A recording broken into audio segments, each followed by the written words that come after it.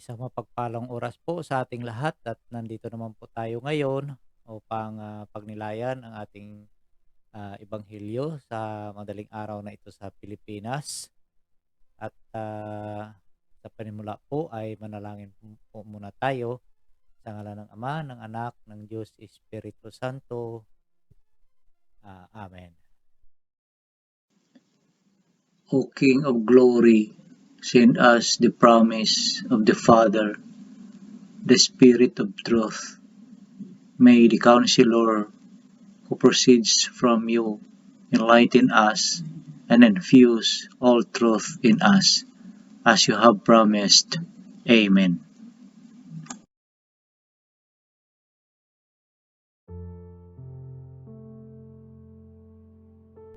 Sa muli po, isang mapagpalang oras sa ating lahat at ngayon ay bago natin basahin ang ating ebanghelyo, binabati ko po ang ating lahat ng mga taga-subaybay at taga-suporta sa maliit na channel na ito, ang Pisma at ang channel ng iyong abang lingkod, at sa lahat ng mga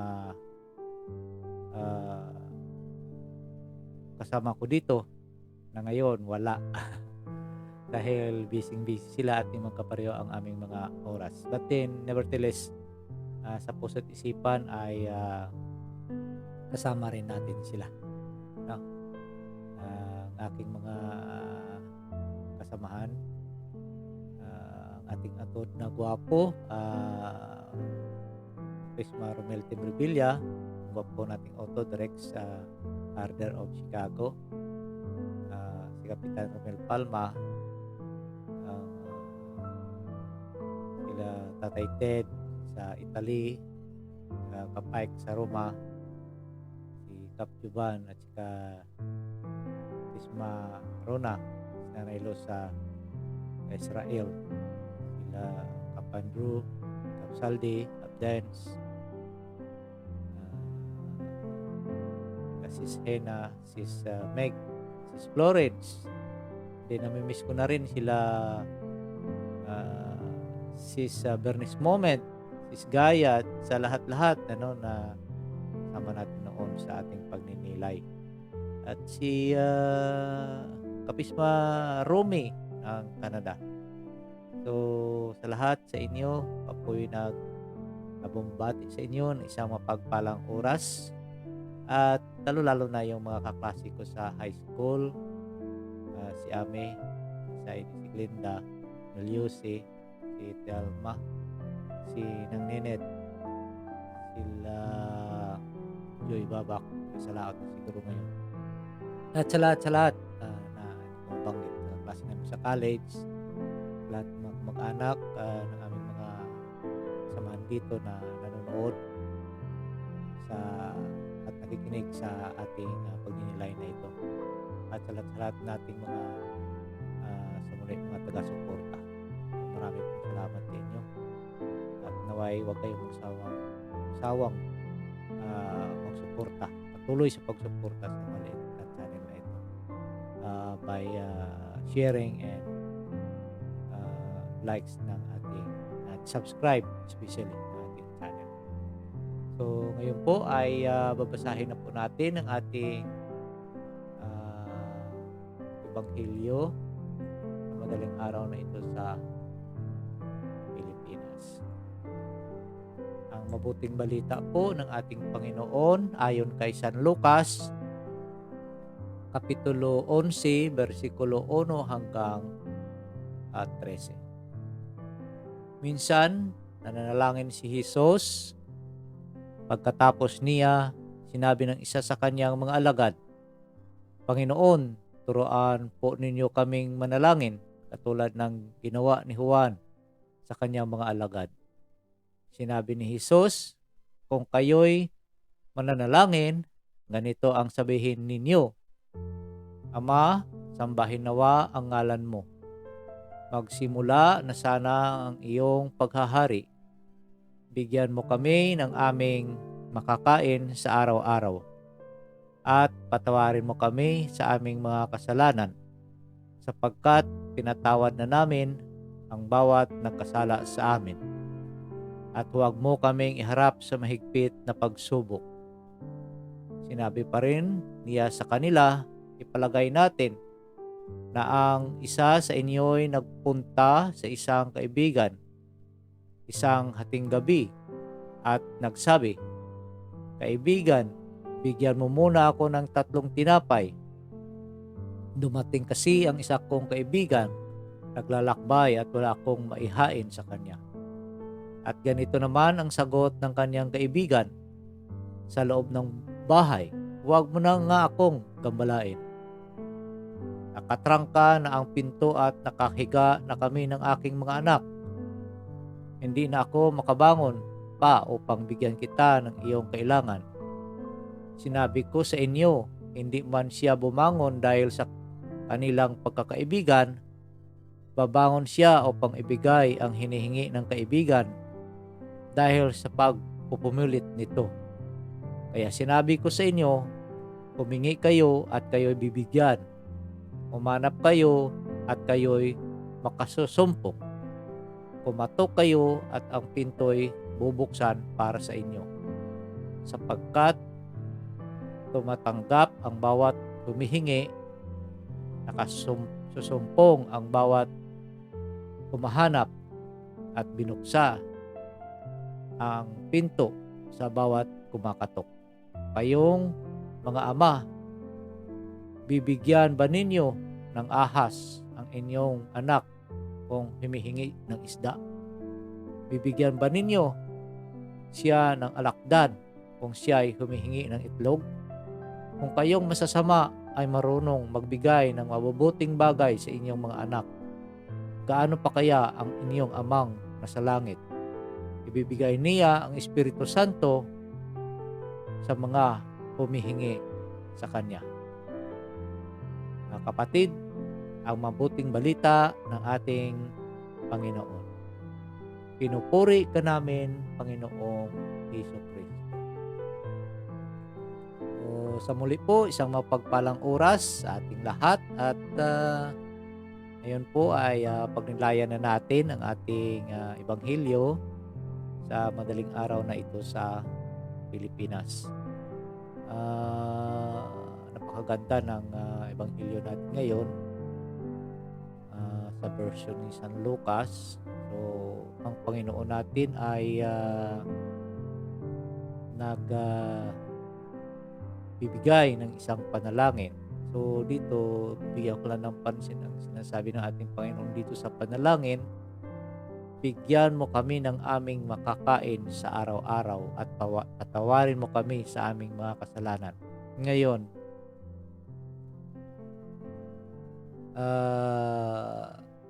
humihingi tayo sa ating Panginoon kung anong mga bagay, but tayo po ba ay nagpatawad? Yun ang tanong, no? Pinatawad ba natin ang nagkasala sa atin, or may puot pa tayong tinatago sa ating mga puso? Kasi ang kadugtong dito, patawarin mo kami sa aming mga kasalanan sapagkat pinatawad namin ang bawat nagkasala sa amin. So, I know, no? Hindi madali ang magpatawad, lalo-lalo na kung ikaw talaga ay nasaktan. Itong mga bagay na ito, lalo-lalo na sa mga dating may mga relasyon, no? Magkasintahan na hindi nagkatuluyan, may mga tampuhan sa mga magkakapatid, no? Nagtampuhan dahil lang sa kaperanggot na mana. So, tapos nananalangin tayo, nabigyan tayo ng ganito, pero ang kapatawaran ng kasalanan ng kapwa natin, ng kapatid natin ay hindi natin maibigay. So, paano kayo ngayon pakinggan ng ating Panginoon ang ating mga panalangin? Dahil dito, ang tinuturo niyang panalangin sa atin, una-una, bigyan mo kami ng aming makakain sa araw-araw at patawarin mo kami sa aming makasalanan sapagkat pinatawad namin ang bawat nagkasala sa amin. Oh, 'di ba? Pero kahit na tayo ay makasalanan, ang Panginoon natin ay nagbibigay pa rin ng ating kailangan sa araw-araw. Imagine, kung ikaw ba'y hindi bibigyan o pahintulutan ng Panginoon na hindi bibigyan ng hangin na iyong ihingain, ng tubig na maiinom, lahat ng bagay. Ang Panginoon natin ay fair, Hindi siya tumitingin kung masama ka o mabuti. Ang lahat, dahil mahal niya tayo, binigyan tayo ng pare-pareho, ng sikat ng araw, ng hangin, ng ulan, ng kung ano pang mga grasya, na galing sa Kanya. So tayo lang ang lumalayo sa Kanya. So sa ating mga panalangin, na humihingi tayo ng kung ano sa ating Panginoon, but bago po muna yun, para makamit natin ang ating mga dinadasal o hiningi sa ating Panginoon, magpatawad muna tayo. Patawarin muna natin ang mga nagkasala sa atin. At kung tayo man ay nakakomit ng kasalanan sa ating kapwa, sa ating mga kapatid, sino man na membro ng ating pamilya, ay lumapit tayo, humingi tayo ng kapatawaran sa kanila. So, kung nakahingi na tayo ng kapatawaran at sila mismo ang hindi magpatawad sa iyo, wala ka ng pananagutan sa ating Panginoon. Pero, kung ikaw ay may kinikimkim pa na sama ng loob o anumang bagay dyan sa iyong puso, ito po ay nagpapahirap sa iyo. At iyong mga panalangin ay hindi basta-basta maibigay sa iyo. So by chance lang siguro yun, kasi pag pinag-isipan natin, bakit kaya itong mga politiko lalong yumayaman? Ginagawa ng hindi na natin sasabihin, alam na ninyo yun, bakit sila kaya yumayaman? Tapos ang ginagawa nila, ewan ko lang, hindi ko lang masabi, dati rin ako dyan, pero ang ating Panginoon talagang mahal na tayo. So ang kailangan na natin talagang lumapit at humingi ng kapatawaran. Bumalik tayo sa Kanya at pagpatuloy natin sa pagbasa dito sa ating Ebanghelyo, itong sinasabi ng ating Panginoon na may isang kaibigan na pumunta para humingi ng tinapay kasi may bisita siya na dumating at wala siyang maihain. I-imagine talagang in my life na experience yun ibang kapiranggot na lang yung kakainin nyo tapos may dumating na yun na hindi ko pa malimutan yun. May kunting kanin kami noon, tapos isa o dalawang inihaw na tilapia na nahuli ng tatay ko sa palayan yata yun. Ang ginawa ni nanay, nilagyan niya ng sabaw. Ibang tawag sa amin yung hinanggop. Kaya naintindihan siguro yun ng iba rin yung inihaw na isda, yung himayin mo tapos lagyan mo ng mainit na tubig, lagyan ng asin at kung anong kamatis dyan, sibuyas para may sabaw. May bisita kaming dumating. Tapos ako gutom na gutom.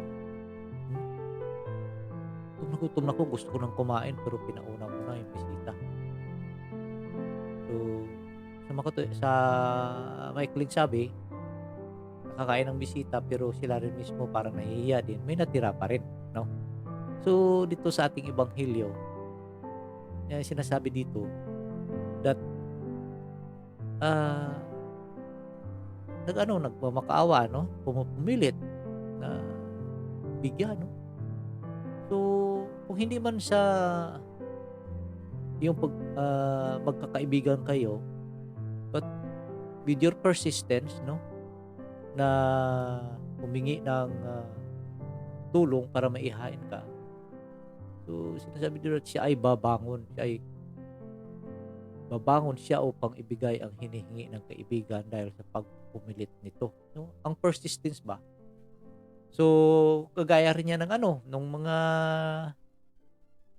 siguro na-experience ng iba nito, buhay teenager, buhay yung mag-umpisa ka ng magliligaw, no? Manligaw. So, ang persistence mo para makuha mo yung unang nililigawan mo, may experience mo yan, kung gaano katagal, biro-biruan lang yan ng mga classmate ko noon na yung mga pinag-usapan namin, yung mga crush.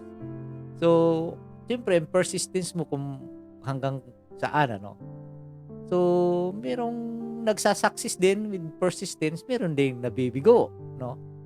But then, sa atin dito, pinaalala sa atin ng Panginoon, kaya pagpatuloy lang natin ang pagbasa ng ating ebanghelyo, na sinasabi dito ng ating Panginoon, humingi kayo at kayo'y bibigyan. Humanap kayo at kayo'y makasusumpong. Kumatok kayo at ang pinto'y bubuksan para sa inyo. Sapagkat tumatanggap ang bawat humihingi, nakasumpong ang bawat humahanap, at binubuksan ang pinto sa bawat kumakatok. So sa ating mga panalangin, hindi lang basta-basta yun. Yung sinasabi ko nga ay pagliligawan. Pero sa ating Panginoon, persistence yun. So sa atin, ang Panginoon, ang kanyang oras, no? In terms sa ating tao, ang 1 second ng ating Panginoon, mahaba sa atin yon. Ang 1 second niya, seconds lang bibigay niya sa atin. Pero pag ang oras kasi ng ating Panginoon, hindi kagaya sa atin. Ang seconds niya, no? Seconds lang bibigay niya sa atin ang ating hinihingi. Pero sa oras natin, mahaba yun. At tinitingnan ng ating Panginoon kung ano ang laman ng puso mo sa iyong pagdadasal at humihingi. Hindi siya nakikinig sa sinasabi natin. Tandaan nyo yan. Hindi siya nakikinig sa sinasabi natin. Tinitingnan ng ating Panginoon kung anong nasa puso mo. If you really need that thing at that time. Oh. Example ko lang. Bago ang pandemic, I don't know if it is 2000, I think 17, something like that, no? 17 or 18. Naplano na kami na magbabakasyon na, no? Dalawa kami ng kapatid ko. Kasi gagraduate sa college, nursing ang anak ko. So, siyempre, preparation is everything. Nandyan. Kinaumagahan. So, example, today, no? Kinaumagahan, lilipad na kami. It's the day of our flight, no? Flight date na namin. Na-discover ngayon ng kapatid ko, early morning, na expired ang passport namin. Imagine, lilipad ka na, kinaumagahan, expired ang passport namin. Nasa trabaho pa ako, tinawagan niya ako. So tumawag sa agent, so ganito, punta sa Philippine Embassy, punta ka agad, sabi. So ako naman, siyempre balisa ka, pero hindi ko pumalma, sabi ko, Lord, alam mo kung anong nasa puso ko. Pinaglaanan kong time na to, hindi ako nagbakasyon ng mahaba dahil gusto ko makasama ang anak ko sa pag-graduate niya. Ko, Lord, I believe you will give it to me. Oh. So pumunta kami sa embassy, Philippine Embassy. Nagpaalam ako sa trabaho, pinayagan ako. Sabi, sige, punta ka na, lakad na kayo. Oh. Punta kami, haba pa ng pila, dami pang hinahanap.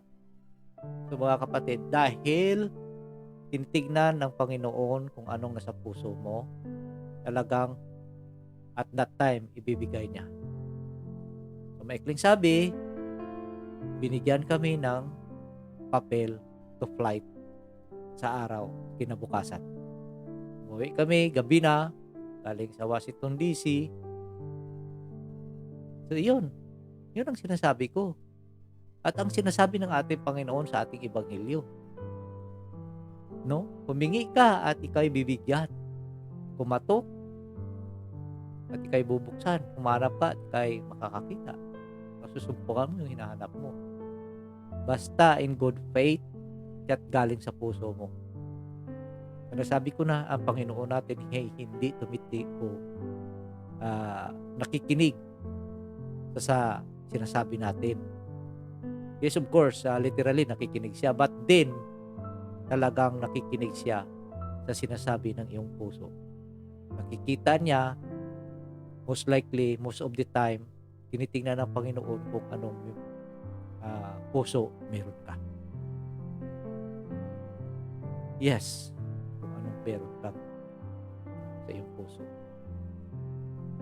Dahil dito sinasabi ng ating Panginoon, kung yung nga ikaw na masasama marunong magbigay ng mabuting bagay sa inyong mga anak, gaano pa kaya ang iyong amang nasa langit?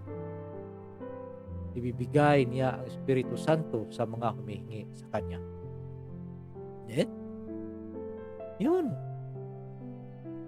Kung anong hinihingi natin, basta legit lang na sinasabi natin legit, at para sa atin, ibibigay sa atin yun. Maniwala kayo. Biro mga bagay nga hindi mo hinihingi, binibigay sa iyo Example lang, pag-upo ko lang dito, hindi ko naman hinihingi ito na magkaganito ako. But then, since na ibibigay niya sa iyo, para sa ikabubuti mo, para ipalaganap mo ang kanyang mga salita, ayun, nandito na. Nandito na ako. At din, ito po ay malaking responsibilidad at may nakaakibat na mga pagsubok dito sa itong gawain na ito, dahil ayaw ito ng kalaban. Ayaw nito ng kalaban na ipapalaganap ang salita ng ating Panginoon. So, humihingi ako ng inyong mga dasal, mga kapatid, na naway ang Banal na Espiritu ay palaging gagabay sa programang ito at sa ating lahat. So, napakaganda ang ating Ebanghelyo ngayong araw na ito. So, sana naway may napulot tayo ng kaunti sa maikli kong mga refleksyon na binibigay ko at true experience sa buhay ko. Marami pa akong na-experience sa buhay na parang hindi mo masabi na mangyayari. Ang pagpunta ko lang rito, sabi ko na dumaan ako sa butas ng karayom. Hirap. At pagdating ko dito, kung anong hirap at pagtitiis ang naranasan ko dito. But then, since ang ating Panginoon ay talagang maawaing Panginoon, nakikita niya kung anong nasa puso mo at ang pangangailangan mo talaga, your real needs, your need is. So, nandyan siya para ibigay ito basta kailangan mo. May mga bagay tayo na sometimes hindi natin matatanggap because hindi para ito sa atin. Tanggapin natin at masaya tayo na tumanggap sa mga bagay na meron tayo. No? Makuntinto tayo kung anong meron tayo. Huwag na tayo humanap pa ng kung ano pang matataas na pangarap. Hindi masamang pangarap. At din, kung ang pangarap mo ay sinisikap mong matupad pero gagawa ka ng masama para lang matupad ang pangarap na yun, sa huli babagsak ka pa rin. Yan, babagsak ka pa rin.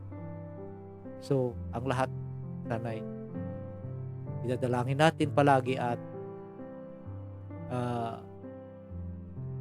i-entrust natin ang lahat.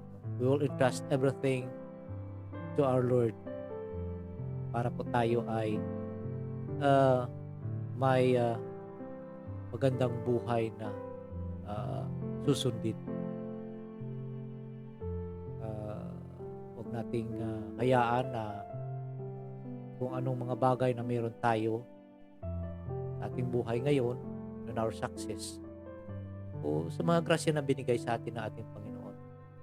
Huwag po nating kalimutan na magbigay rin ng o mag-share ng grasya na binigay sa atin ng ating Panginoon sa iba. So, maraming salamat. At ngayon, tatapusin po natin ang ating gawain ito, ating pagninilay, isang panalangin. At bagong lahat, nagpapasalamat po ako sa inyo. Sa inyo po, walang sawang pagtangkilik, mga dasal na mapagpatuloy ang gawain ito. So, huwag pong kalimutan na kung saan ka mang dako ng mundo, kung ano mang ginagawa mo, ang Panginoon natin ay nasa tabi natin palagi. Handang malalay at gumabay, ang kailangan lang ay kausapin natin siya at magtiwala. Huwag natin kalimutan, kumapit lang po tayo sa patalim ng salita ng ating Panginoon Hesus Kristo. Manalangin po tayo.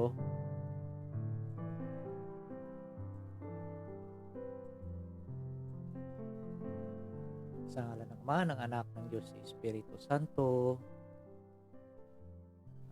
Amen. Let us pray. Spirit of wisdom and understanding, enlighten our minds to perceive the mysteries of the universe in relation to eternity. Spirit of right judgment and courage, guide us and make us firm in our baptismal decision to follow Jesus' way of love.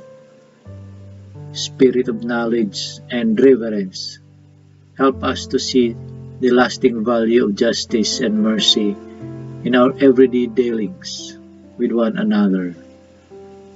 May we respect life as we work to solve problems of family and nation, economy and ecology.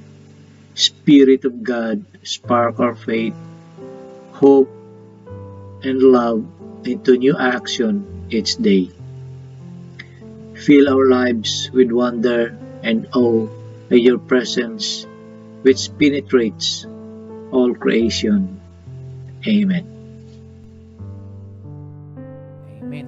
Sa ngalan ng Ama, ng Anak, ng Diyos, sa Espiritu Santo. Amen. Sa muli po, sa mapagpalang oras, at sasabayin ko ulit, huwag nating kalimutan na kumapit po tayo sa patalim ng salita ng ating Panginoong Hesus Kristo. God bless us all and have a blessed Sunday to all of you.